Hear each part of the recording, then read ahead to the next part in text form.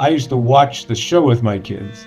So I was an adult fan, really enjoyed the puppets, really enjoyed, George Carlin, really enjoyed Ringo Starr.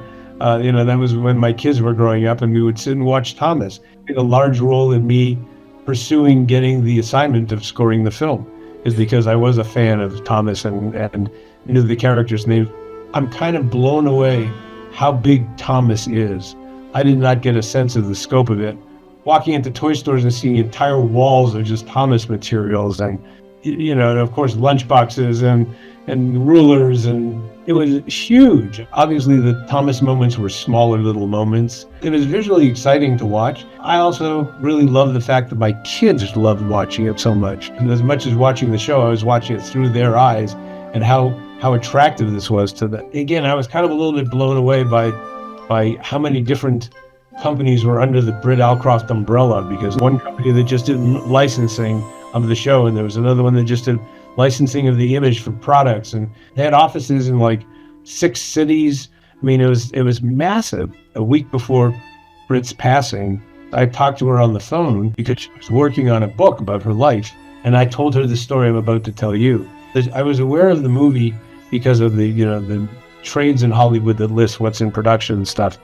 And my agent had been trying to get in touch with the company and had no luck. So I was down in Los Angeles one week, and I called my agent. I said, "Any luck with Thomas and the Magic Railroad?" And he said, "Well, I've been calling and calling, but they haven't returned my calls." And I said, "Well, let me try." And I had a different philosophy.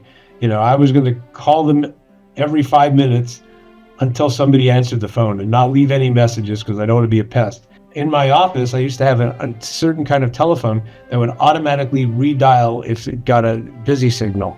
So I turned it on, and I kept getting busy signals for about 20 minutes, and then finally it started ringing. So I picked it up, and I got an assistant on the phone, and I said, "Hi, my name is Hummie Mann. I'm a film composer. I'm really interested in this project. Has a composer already been picked, or, am I too late?"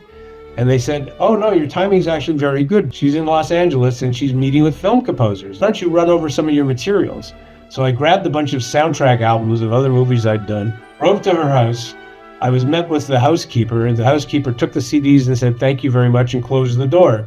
So I turned around and drove back to my office. By the time I got to my office, there was a message: "Britt wants to meet with you. Can you come back to her house?" So I then got back in my car, drove right back to Santa Monica. And then Britt and I proceeded to have about a 45 to 50-minute conversation. And that night I was flying back to Seattle. And the next morning, my agent called and says, "Well, they've offered you the job." I could have missed it by 24 hours if I hadn't been in Los Angeles. I was very excited to become part of this. Britt was kind of a visionary. I mean, she saw the potential of these little books. Reverend Aubrey was obviously the first one, but the fact that she saw this potential, she was a very passionate woman. I mean, she, definitely believed in not only the strength of Thomas, but also, she recognized what she created. She was very easy to work with. I mean, she had a lot of trust. You have to kind of build trust the first time you're working with somebody. It was funny because she was a little concerned that the Diesel 10 theme was too scary. Even the mystery parts, where there's a scene where they're going through the magic buffers. Britt definitely wanted me to make those moments more cinematic and more, like don't worry about scaring the kids too much, but be careful, don't take it too far. And traveling through the buffers and all of that stuff had to be more magical. Junior, his role, he was kind of like this easygoing, laid back kind of guy, so his thing was a little more jazzy, a little more playful. That was one of Britt's favorite themes from the movie. She loved that one. Diesel 10 had his own theme, and then Splatter and Dodge were kind of, they had a version of Diesel 10's theme because they were kind of on the bad guys theme. Thomas obviously had his own theme. And then there were moments where I brought in some secondary material when there was somebody else who was on the screen a little bit longer. And obviously Lily and Peter Fonda. I mean, a lot of that material was based upon the song. So the theme, like Lily's theme is, I know how the moon must feel, and it comes back in a variety of, versions of it. And Peter Fonda's character is the song, "Some Things Never Leave You." The song "Shining Time" gets used in triumphant moments, even on the Isle of Sodor. So it travels back and forth all over the place in the movie. I wrote all the music, with the exception of, when we quoted, there's a version of He's a Really Useful Engine in the movie, and the Thomas theme got used in little snippets because it was incorporated in the score, and it was quoted in the score. But basically, my way of working is I spend a couple days or weeks writing the themes and coming up with the different variations that I'm going to need, and then I start at the beginning of the film and I adapt the score as appropriate. And another moment that I really like is the scene where Mr. Conductor is trying to figure things out and he's eating a carrot. He's walking back and forth and he's pacing back and forth. Because if you go and listen to that, there was a very interesting technical problem that I had to solve, where he's figuring something out and just going, wait a second, maybe it means this. There's a term in scoring animation called Mickey Mousing, where, you would play a note on every step, if a character's going ding, ding, ding, ding, ding, ding, ding, ding, ding, but it wasn't quite that, but it was almost that, because he was trying to solve this problem. It was a challenging piece to write for technical reasons, and I like to think that the technical stuff doesn't stick out, but the musicality of it sticks out. One of the things that's different about scoring a film versus being a concert composer is that people who are concert composers are taught to find their own voice, so that so they've created a sound that's theirs.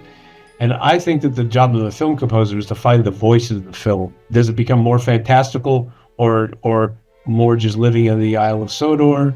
Is it just going to be more trains and not as much human interaction? Because one of the things about trains is that as great as the Thomas characters are, a lot of the emotion that they feel gets portrayed by the music because they have such limited, body language. What we talk about in film scoring is that music is like the third dimension of a film, because it's really in two dimensions, but it kind of brings you in and gives you more emotional response. And so depending upon the story, Thomas might have to have a more emotional theme or a theme that emotes different types of things. One of the standout moments was when, at the time that I was working on the film, there were these 3 songs, and they were supposed to get me the singers before I came to Toronto, so that I could make sure that the arrangements of the songs were done in the right keys for these singers.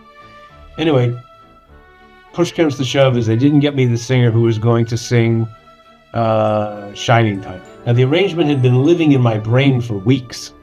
So when we played it, there was one of the last things we recorded, and I was dissatisfied, not because it was a bad arrangement, but because I'd had this image in my mind of parts that I wanted to have in it. So I walked into the booth where the director and the producer were sitting, and I was saying, so here's the deal, guys. It's not what I wanted it to be. So I can go out there and I can dictate a lot of changes to make it what I want it to be, or we can do another session. Another session is going to be a lot more expensive.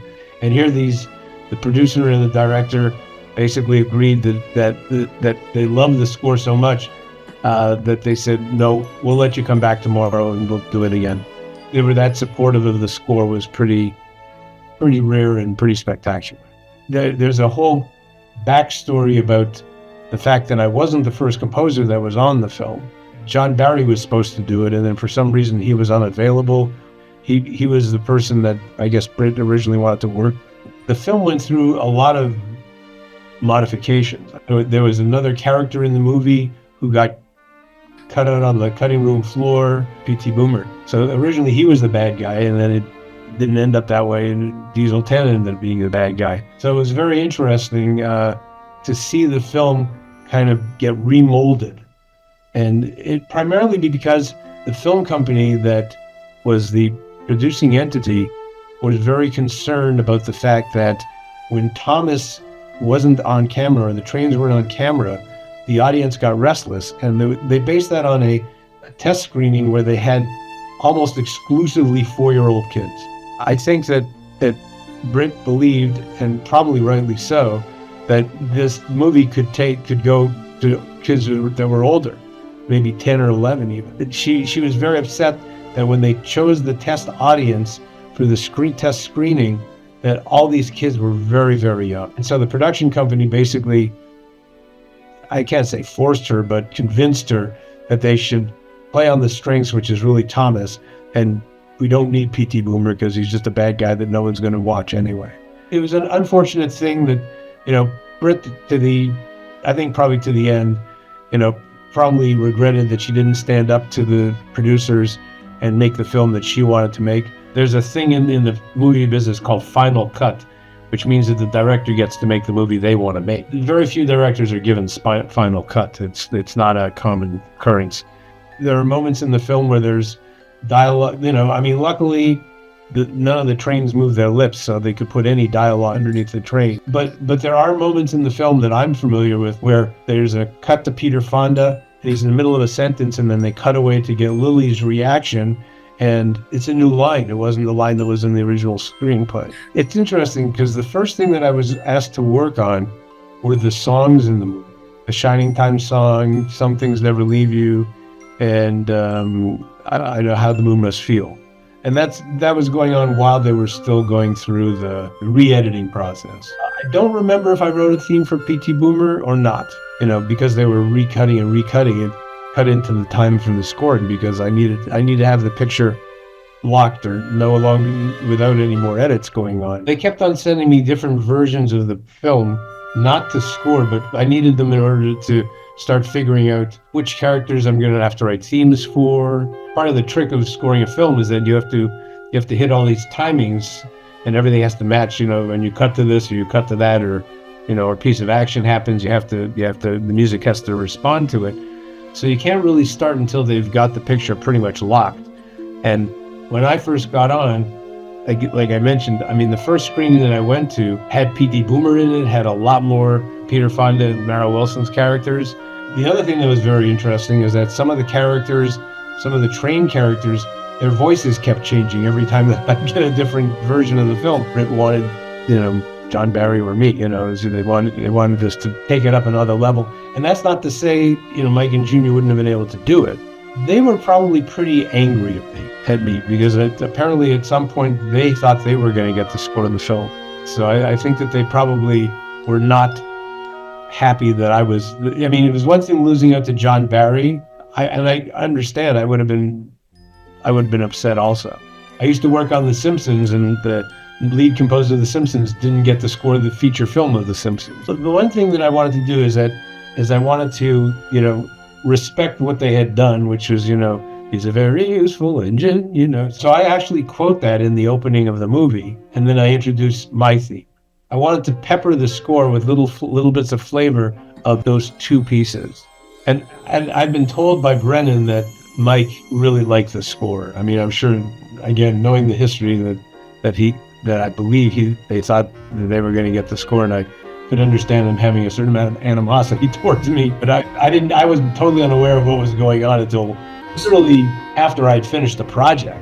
One of my biggest regrets about working on the film is that I was in Toronto a couple of times and I never went to the set. I wish I had gone to the set, to see these trains and how they bring them to life. And yeah, it was. I really regret that I never did that. That was one of my biggest regrets about working on the movie, is I didn't have a chance to do that. It was strange that some of the reviews, which were, some of them were highly negative, but like they would complain about the fact that in this day and age, not having the train's mouths move is unconscionable.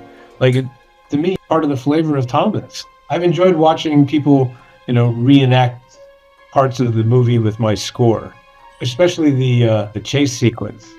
Amazingly to me, the video excerpt of the film of the chase sequence has been watched 34 million times. It's like Beyonce territory. I'm a little bit flabbergasted at how big the fan group is, and I teach film composition now. One of my graduates has a daughter who is on the spectrum, and there was a concert probably a year and a half ago of a bunch of my music. It was like a night of Hummie Mann. And we performed the suite from Thomas and the Magic Railroad. And he said that it was just so amazing because his daughter would lean over at the beginning of every theme and says, "That's where Thomas chases him. That's where, that's where, like she could identify every single piece of music and what scene was going on at the time in the movie." And he said it was just so incredible to see his daughter have this amazing reaction to this music. I've had requests for the sheet music from I Know How the Moon Must Feel.